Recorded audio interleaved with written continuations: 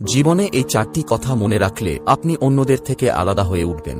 1. কখনোই সেই মানুষকে বিশ্বাস করবেন না যে আপনাকে অন্যের গোপন কথা বলে, কারণ আজ সে অন্যের কথা বলছে, কাল আপনার কথাও অন্যদের বলবে। 2. একা থাকা এবং একা কাঁদার ক্ষমতা অনেক কিছু শেখায়। এই একাকিত্বই মানুষকে ভেতর থেকে শক্তিশালী করে তোলে। 3.